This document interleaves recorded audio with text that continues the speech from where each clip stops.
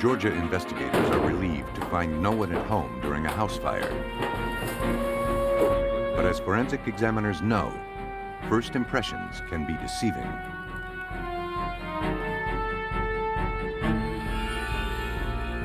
In the dense woods of northern Tennessee, a hunter discovers the abandoned car of a missing woman. Detectives quickly realize the scene poses more questions than it answers. Although investigators routinely rely on first-hand accounts and physical evidence to piece together clues, there are times no such clues are apparent. It is these times when science acts as eyes, leading law enforcement to answers. When forensic science takes the place of an absent witness.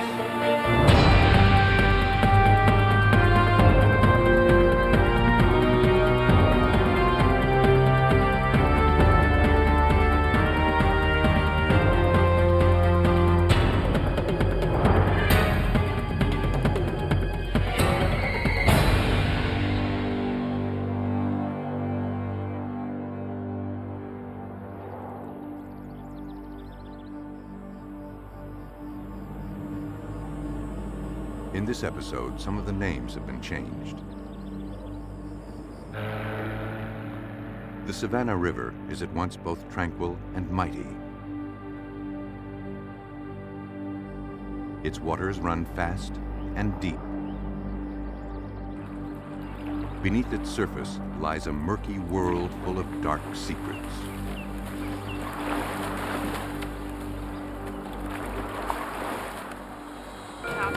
On August 15, 1998, the Richmond Augusta County Fire Department in Augusta, Georgia, responded to an urgent 911 call.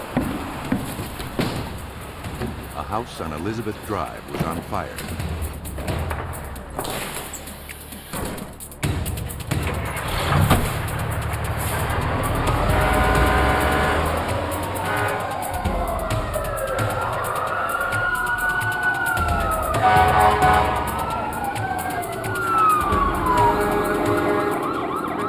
Investigators arrived as dense smoke consumed the house.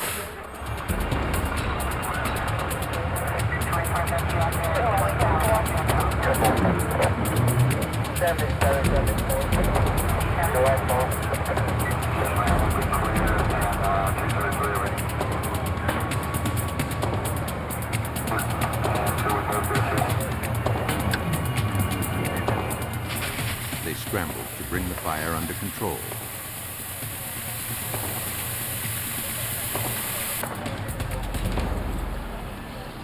As firefighters made their way through the smoke, they detected the faint smell of gasoline.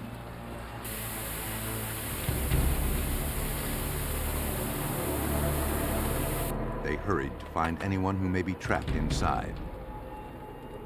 There were indications the fire started in the foyer.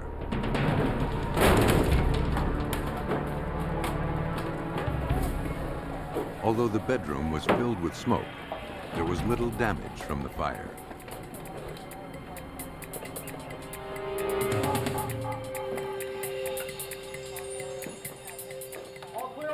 Firefighters were relieved to find no one was home. It was now up to arson investigators to determine the cause of the fire. Neighbors told police a man named Al Hamilton owned and lived in the house. They hadn't seen him since yesterday, and his car was gone. Okay, does anyone else live here with him? I don't think anybody lives. The Richmond County Sheriff's Department began a routine investigation. To investigator Dwayne Piper, there were many unanswered questions. My initial impression of the scene was that there was foul play involved. The fires did not seem to start from the actual walls themselves. They seemed to originate just out from the wall. And in my mind, that suggested that it wasn't an electrical fire.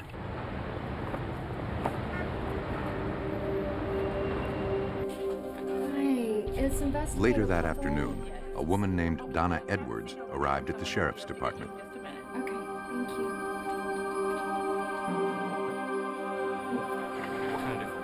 She She said she was Al Hamilton's girlfriend and was concerned when he missed their date. She drove by his house and panicked. His house was burning, and they said I should come. Well, here we've and been to the see. house, and I can assure you I was not in the house. Donna was relieved to hear that no one was injured, but she was still worried. No. I haven't even talked to him since last night. The last I saw of him, maybe before I It go wasn't sleep, like him to just take off without a word. slept straight through. And he tells me everything. Does he have any family? Hamilton was very close to his family. Could check his mom. He took care of his elderly mother and disabled sister who lived in town. Yes, yeah. Donna called them, and they hadn't heard from him either. Does he have any family around here? Recently divorced and living in her mother's house, Donna told Piper she and Hamilton were very happy. Come here, baby. Look at this one. Right here in this Peters community. They were looking to buy land and build a house together. Resort Center. Clubhouse. Donna had plans with Hamilton to look at property that morning, Couple but he options. never showed up. Peters community. Kind of the same thing. Where does he work? He works at a Donna told Detective Piper that Hamilton worked as a manager at a local bar. Normally he calls and She tells worried me about his long hours and said he didn't get off work until after 3 a.m. I'll get someone to speak with his mom, and I'll go talk to his She was sure something happened to him. And you'll get back with me as I'll soon give you as a call, and I'll go talk to his Although he agreed to look into it, Investigator Piper explained to Donna there was little he could do. Hamilton was a grown man and could disappear if he wanted. After 2 days, there was still no word from Al Hamilton. Piper and his partner, investigator Joanne Nutter, were eager to read the arson report. And according to the arson investigator, the fire was not accidental. The report indicated there were 2 sources of origin. There was no The fires were set using an accelerant in both the entryway and the bedroom. and according to their summary, the fire was Although they suspected the accelerant was gasoline, the results were inconclusive. Al Hamilton was still missing, and the report convinced investigators something terrible had happened. They needed to find him. 1012, 1065, missing vehicle. 1012, 1065, missing vehicle. Be on the lookout for a An green APB went out to field officers to be on the lookout for Hamilton and his car. South Carolina plate. Piper suspected there were more answers at the crime scene.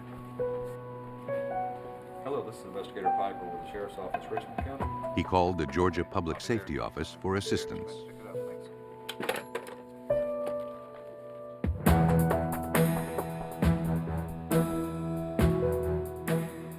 Investigator Piper and forensic expert Jerry Findley of the GPS met at Hamilton's house.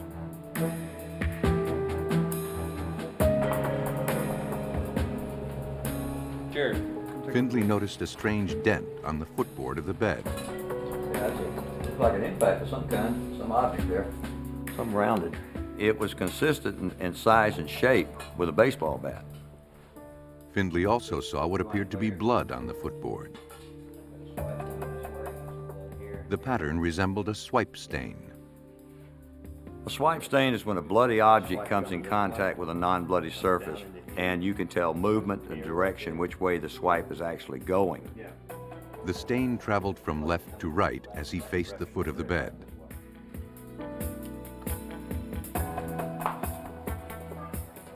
And something else caught his attention. We found little pieces of hair in the swipe, which would be consistent with a head injury and a bleeding head coming in contact with the footboard. Down in this area here. The location of the stains revealed to me that someone was bludgeoned very severely at the foot of the bed. Yeah, that looks good. Looks good. As they inspected the room for more clues, they found more blood stains. At the side of the room on the wall, I observed stains that were consistent with cast-off stains. And in looking at those, I believe that there had to be more there. Do this very carefully because we don't know how stable they are. Findley needed to get a closer look. Up here at the top. I got a rag and started wiping and found the remainder of the cast-off stains were under the soot. Findlay discovered that the soot had preserved the blood. This indicated the fire was set after the beating. Someone had tried to cover up a violent act.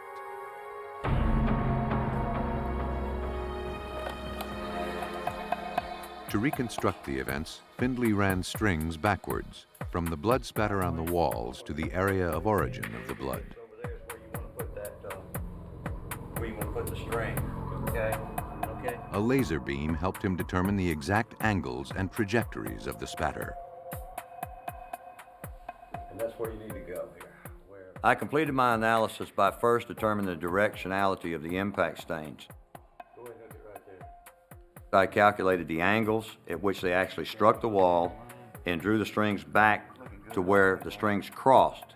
That is the point of origin of the blood, which would have to be the head of the victim.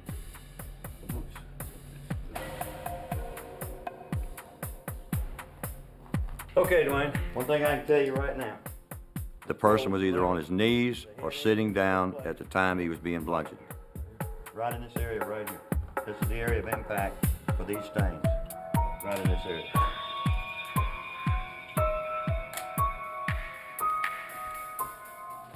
The dent on the footboard suggested the victim was struck with a blunt force object. Using a baseball bat in the lab, Findlay replicated the cast-off spatter found on the bedroom walls. A cast-off stain is as the item is brought upward from that impact. It has a certain amount of blood on the instrument itself, and that blood is actually being cast off. As it comes across, it's breaking away from that instrument, whether it be a hand, a baseball bat, or a brick or whatever. It's going to break away and be cast upward and out, usually across the ceiling, if you're hitting straight on like so. Investigators knew something violent had happened in Al Hamilton's house. But now the question was Hamilton the perpetrator or the victim? The blood found at the crime scene was sent to the Georgia Bureau of Investigation Crime Lab. Al Hamilton recently had blood work, and his doctor supplied a sample to compare with the blood found on the footboard. They matched. Al Hamilton was the victim.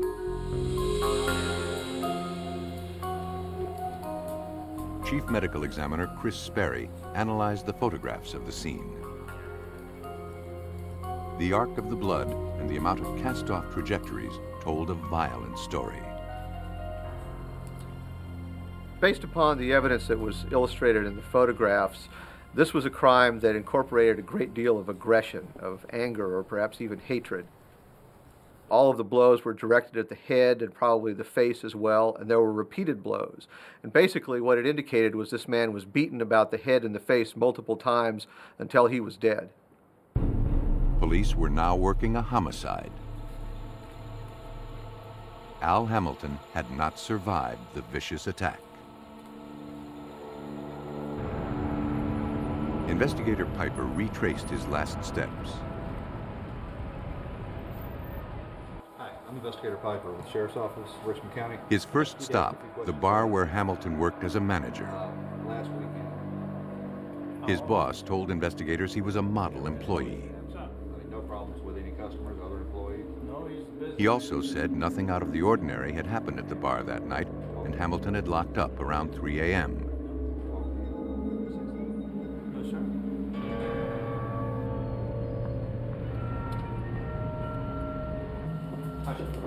Piper met again with Donna Edwards. I'm okay. Drive okay?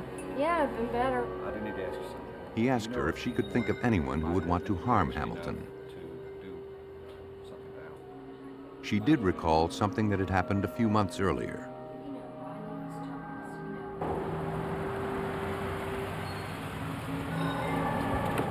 She and Hamilton had been returning from dinner one night when a large truck came out of nowhere and headed straight for him.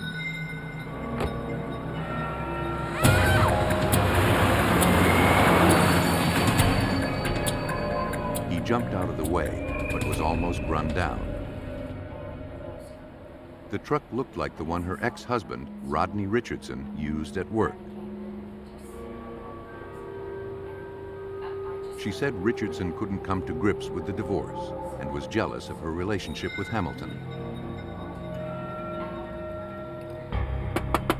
Donna also told Piper Richardson was abusive throughout their marriage, and she was afraid of him. Recently, he'd even stopped by her mom's house and confronted her about her relationship with Hamilton.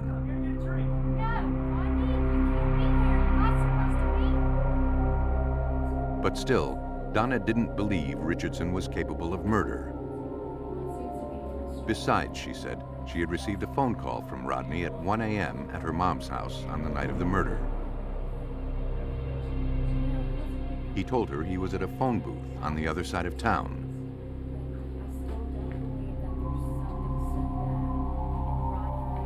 To investigator Piper, Rodney Richardson had motive to murder Al Hamilton.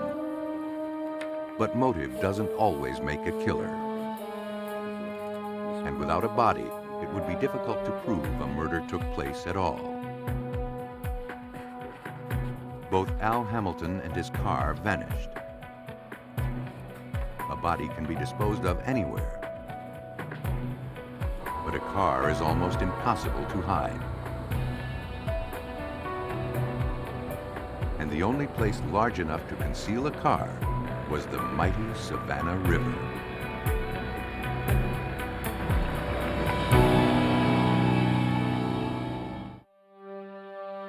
In Augusta, Georgia, investigators uncovered the brutal slaying of Al Hamilton. When this impact took place, His killer set fire to his house, attempting to cover up the crime. the area of origin of these bloodstains. Donna Edwards, Hamilton's girlfriend, was concerned her ex-husband, Rodney Richardson, was involved. But there was no evidence against him. No, I said no. I mean, Al was a good guy. No, don't know of anymore. Hamilton's body and his car were still nowhere to be found. Police believed the answer lay at the bottom of the Savannah River. Despite a thorough search, they found nothing. Investigator Dwayne Piper was frustrated by the case. Well, there were many challenges that we faced in the investigation. For starters, there was no bodies, so a lot of the evidence had been consumed in the fire or destroyed in the extinguishing of the fire. There were no eyewitnesses to the investigation, so there was no one with whom we could speak that could tell us what happened. Well, it was real early. Piper learned Richardson dropped by Donna's mother's house on the morning of the fire. He came in and, well, it was But Donna was real not early home. This morning. He woke me up. I was sound asleep on the couch when he came in. Donna's mother recalled Richardson carrying 2 cloth bags. He asked if he could leave some things in Donna's bedroom.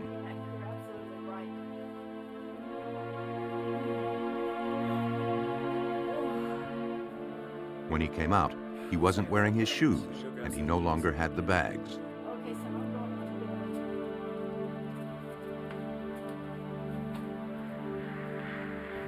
Well, they were there. Here they are. Great. She gave the items to the police. And I'll be back in touch with you, okay? Piper sent the shoes to the forensic lab for analysis. Piper contacted Donna and asked her why she never mentioned the bags. She said she was afraid to say anything. She recognized the bags as belonging to Hamilton and didn't want to believe that Richardson was somehow involved. Investigator Piper was certain Rodney Richardson had killed Al Hamilton. He now hoped the tennis shoes could place him at the scene. At the lab, the technician examined the shoes for any debris or ash in the treads. And he also ran tests for the presence of gasoline.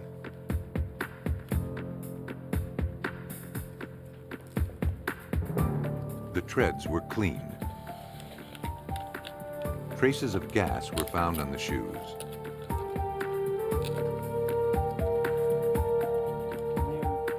But traces of gas weren't enough. Richardson worked in construction and came into contact with it daily.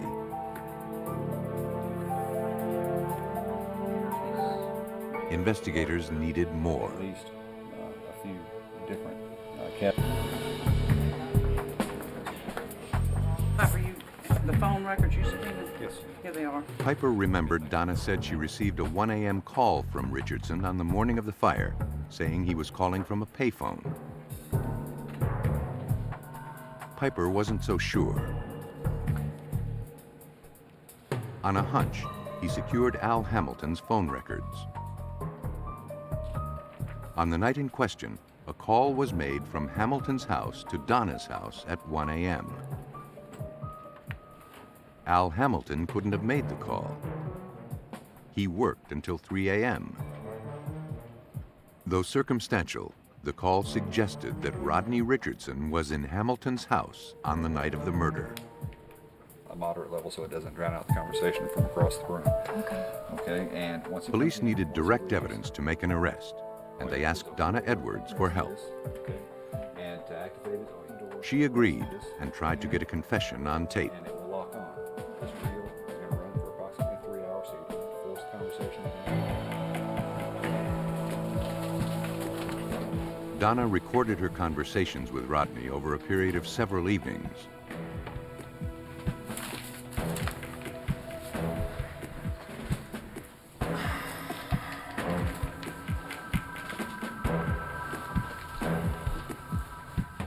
She told him she wanted to know what happened to Hamilton so she could get on with her life. What do you want me to give you? What do you want me to tell you? I want you to just tell me the truth. Tell me what happened. Just tell me what happened. Just tell me. Richardson finally admitted to the crime. All right. I killed Al. He said he hadn't meant to kill Hamilton. He only wanted to scare him. It was an accident. It's not like I... But then he lost control. I mean... The next thing he knew, Hamilton was dead. supposed to be your husband, and you treat me like this? Richardson said he disposed of the body and was sure the police would never find it. And without a body, he bragged, they could never prosecute him. If they tried, he said he would not go down without a fight.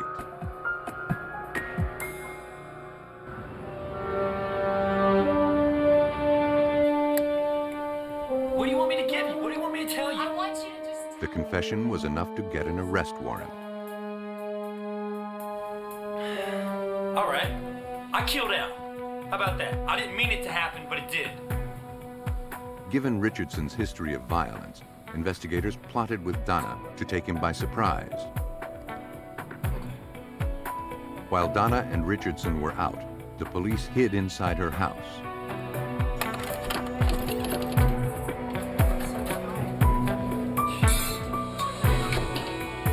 Rodney under arrest for Al Hamilton. What is this? Their plan worked.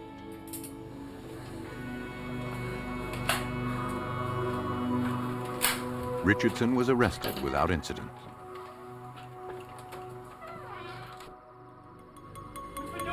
Based on the evidence, investigators believe Rodney Richardson broke into Al Hamilton's home to ambush him. But he was overcome by rage, and after repeated blows, Hamilton was dead. Richardson stashed the body in Hamilton's car and hid the car where no one would find it.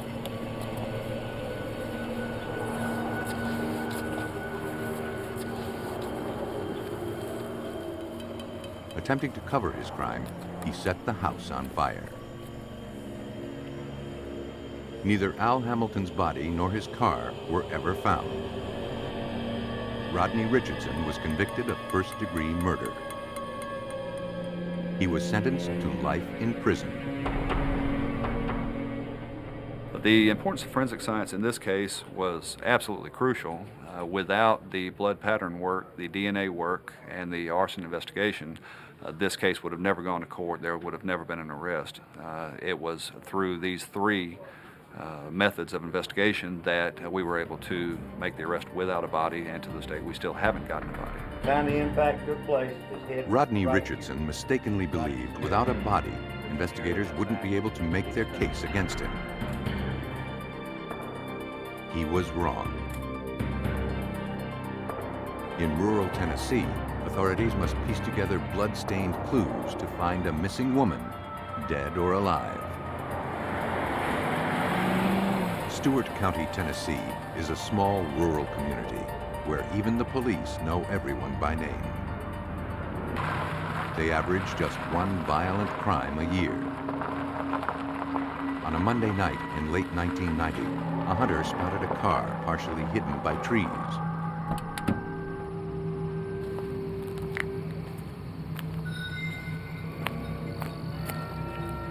It appeared to have run off the road.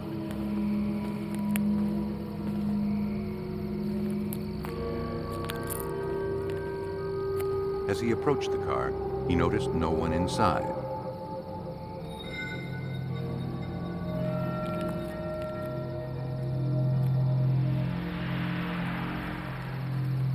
The hunter wrote down the license plate number and contacted police. 911.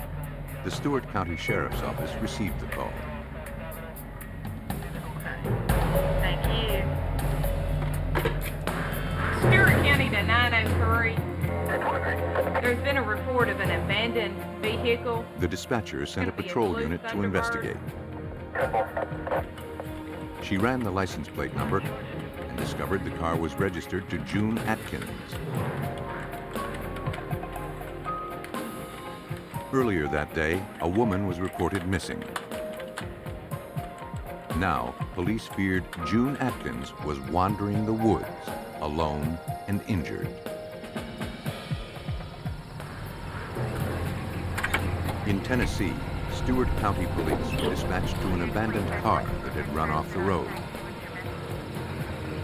The car was registered to a missing woman named June Atkins.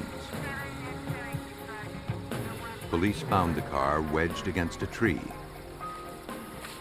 The passenger side door was opened, and it looked as if someone had gotten out. Inside the car, police found little.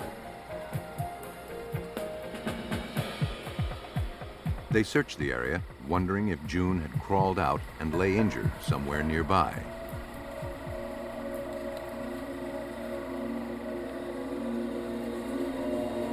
They found nothing. Sheriff David Hicks questioned June's husband about his missing wife. He said June went to visit her mother in a nearby town, but never arrived. Atkins was concerned. If she didn't go to her mother's house, he didn't know where she was. We don't start taking missing persons investigations this serious, this quick. Sheriff Hicks told Atkins he found her car and believed she had been in some kind of accident.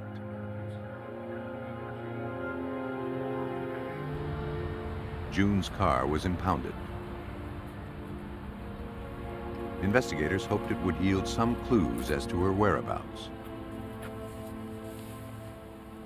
Forensic examiners looked for fingerprints and anything else that would explain what happened to June. But the only thing they found were the missing woman's fingerprints.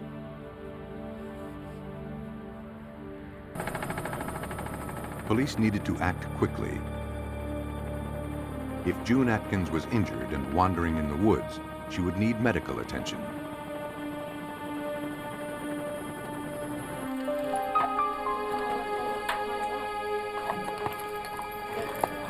A team of local and state law enforcement personnel, along with dozens of community volunteers, searched the woods where June's car was discovered. We had a tremendous amount of help from surrounding counties. A lot of people that just called in volunteering, wanting to help when they heard that June Atkins was missing. We're going to divide up in two groups. Half of you's going to go on the right side, half of you's going to go on the left side. Stay within 15, 20 foot of one another so you've got good sight of everybody as we go through the woods. Okay, let's go. The search party fanned out in different directions. Officers on horseback tackled the off-road terrain.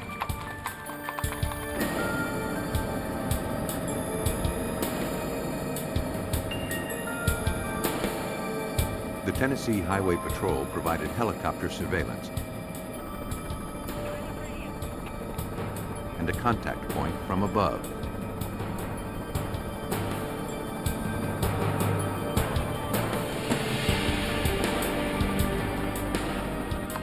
The search lasted for several hours.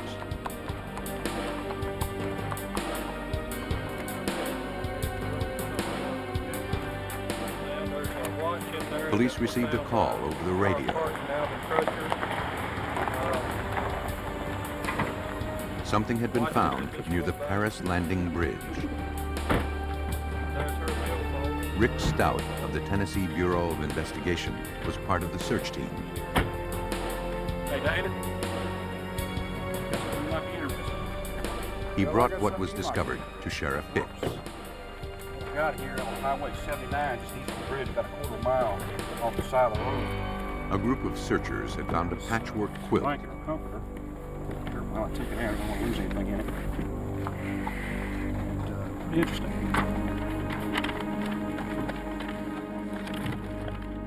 It appeared to be bloodstained.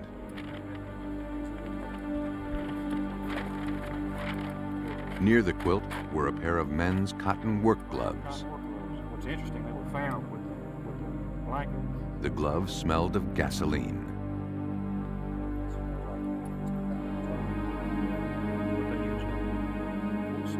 The investigation changed as searchers realized they may now be looking for a body. Tell us at the lab what kind of petroleum product. Crime scene technicians joined the search. Later that afternoon, several miles from where the quilt was found, a woman's wallet was discovered. Search command, I have found a wallet and some identification. Roger that. We'll get some more search people out your way.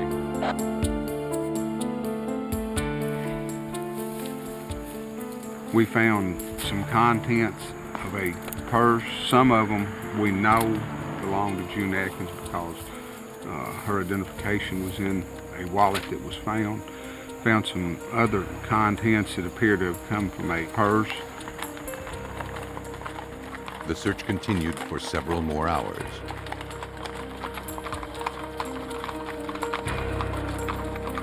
Then, more disturbing news. Here, you take the camera.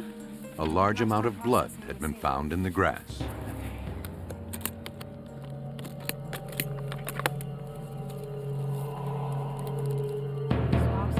The area was photographed and the blood swabbed for analysis.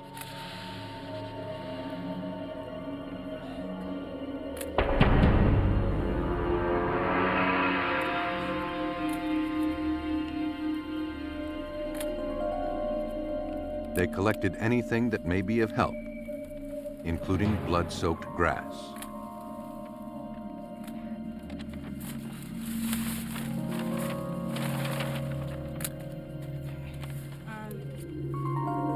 Underneath the grass, they found a woman's watch. Rick Stout believed the findings suggested something horrible had happened to June Atkins. We have a car that was dumped in the woods. We have her personal belongings. We have a quilt that had blood on it, which there's got to be an explanation for that. And when we find personal belongings thrown out along the side of the road, she's not going to do that. You know, her driver's license, her wallet, and other personal items. That tells us that there is foul play involved. Rick, you take. There was blood, but no body. You sign the property receipt. And investigators had questions. All this, and you take.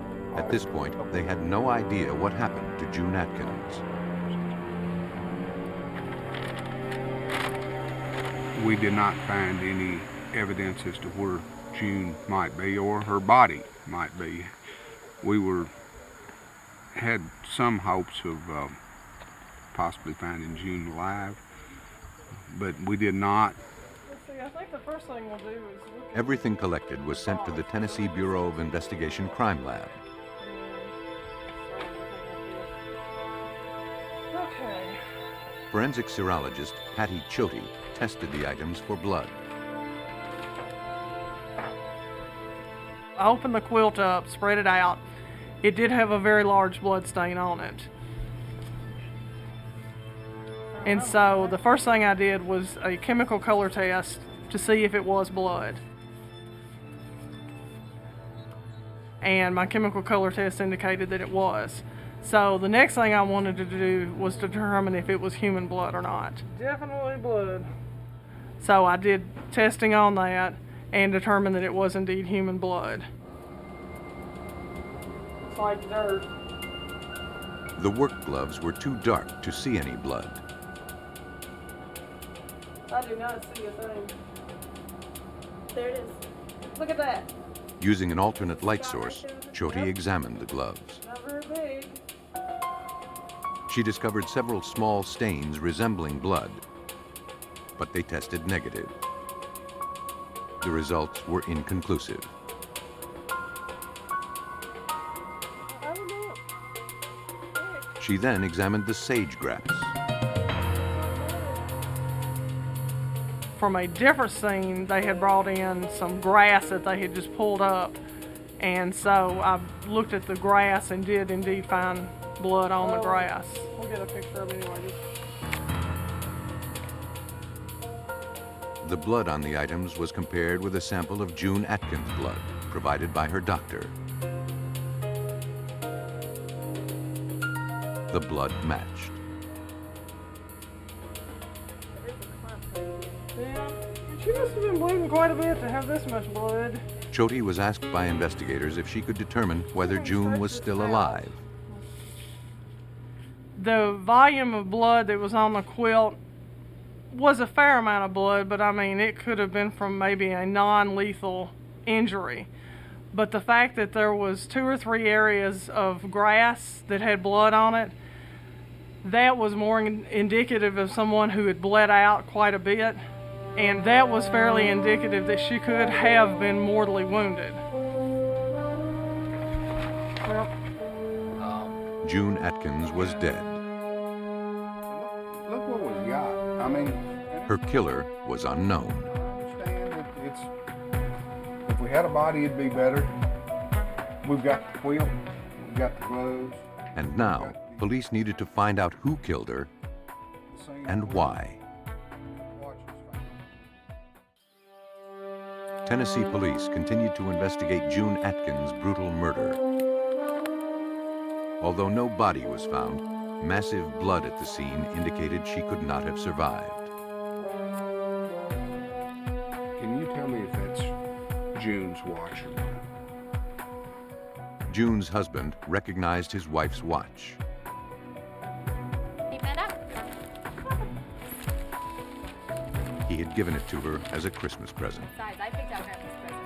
You guys can just sit here. It's true.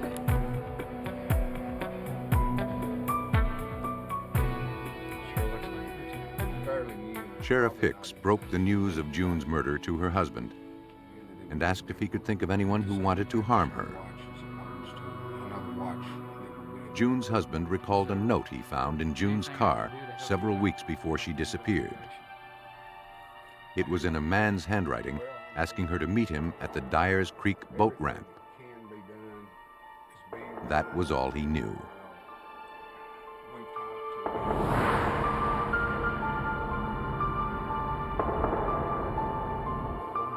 Deputies spoke with June's co-workers, hoping her friends could identify the mystery man. Sheriff David Hicks. Friends of June told us that June had been seeing a man by the name of Kenneth Pipkin, and that they had been meeting at the Dyers Creek boat ramp. Hicks tracked down Kenneth Pipkin at the logging site where he worked. He admitted he knew June. He was dating her husband's sister. And he denied ever meeting her at the Dyers Creek boat ramp. Sheriff Hicks was not convinced. We needed to gather a lot more information before we talked to him again. Police canvassed the neighborhood around the boat ramp.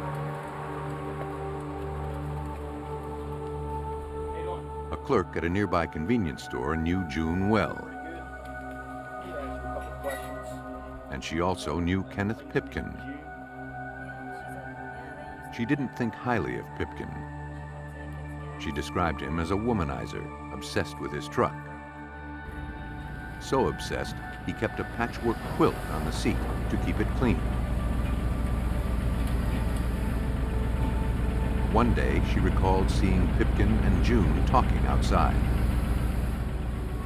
She watched as June followed him out of the parking lot in the direction of the Dyers Creek boat ramp. She comes in, gets gas. The clerk told police Pipkin had come in looking for June on more than one occasion. I thank you for your help. Thank you. Her story did not match Pipkin's.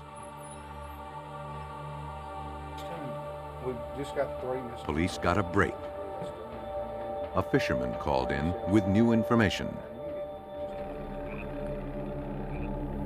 He said on the day she disappeared that he was at the Dyers Creek boat ramp. He saw a woman and a man in a pickup truck. His description of the vehicles matched both Pipkin's and June's.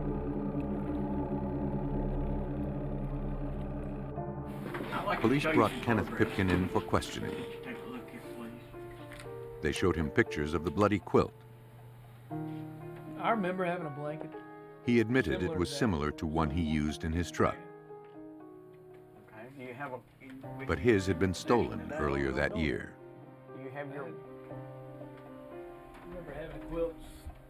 Pipkin swore he had nothing to do with June's disappearance. Do you have your blanket with you in your truck? He claimed he hadn't even seen her on the day she disappeared. I have. I'm showing you. Police knew Kenneth Pipkin was lying, I just know I have. but they needed more to prove he was a murderer.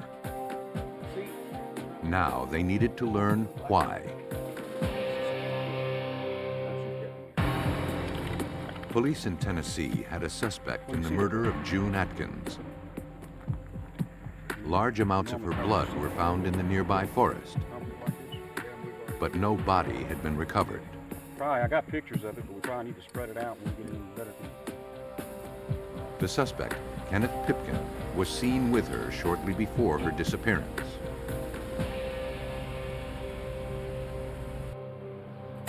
A search warrant was issued for his truck and home. Crime techs processed the vehicle. They discovered tiny cloth fibers on the floor. They were collected and sent to the crime lab.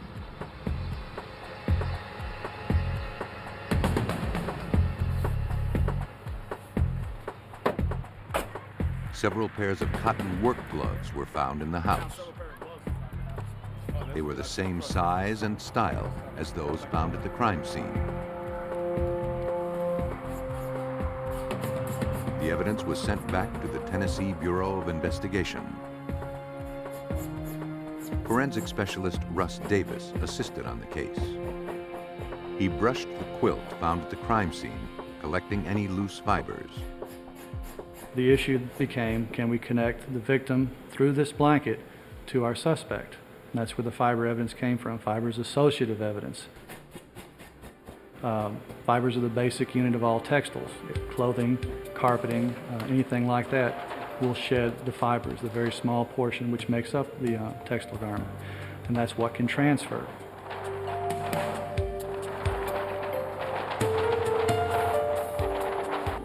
Davis then checked for a match. Those samples are then compared to the known samples from the vehicle in this case. Then they are looked at to determine if there in fact was fibers just like the ones found on the blanket found inside the vehicle. Fibers from the bloody quilt matched the fibers collected from Pipkin's truck. The report went out dealing with the serological evidence that this quilt had in fact been bled on by the victim. The following work on the fiber then said that this material in this swatch of the quilt in fact there were fibers like that found in the suspect's vehicle. That makes a link between suspect and victim through this quilt. I think we have enough evidence to prove to a Stewart County jury that she's dead and Kenneth Pipkin guilty. Well, you know, David, The evidence was presented to District Attorney Dan Also Brooks. we're going to have a hard time proving that she's dead when we don't have a body. We just got one shot at this. Also Brooks was apprehensive about taking Pipkin to trial. The obvious challenge of the case was the lack of a body. Once we got to trial, with this issue of not having a body end up being reasonable doubt for the jury. But police were determined to bring Pipkin to justice and ran through the evidence again. We've got the quilt that has her blood on it. We know that was her blood on the quilt, her blood at the crime scene, and we can put the quilt in his truck. We don't get two chances to try a murder case. He's found not guilty, that's it. The DA was unconvinced he could get a conviction. And we know that that quilt came. A murder case is very difficult to make if it's totally circumstantial. We know it's June Atkins. You've got to convince a jury beyond a reasonable doubt that there's been a homicide and then prove beyond a reasonable doubt who committed the homicide. She left that day. She had every intention. Sheriff Hicks knew June's body was out there somewhere, Somebody tried to hide. and to him, the case was not her closed. blood and her watch had been torn from her arm. 2 years later, on August 23, 1993, a fisherman made a gruesome discovery. The lower half of a female torso surfaced in the Tennessee River. Her family recognized the clothing, and they knew it was June.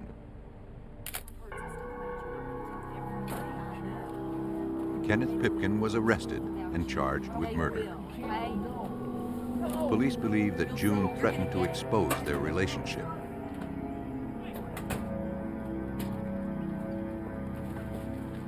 Pipkin killed her to ensure her silence.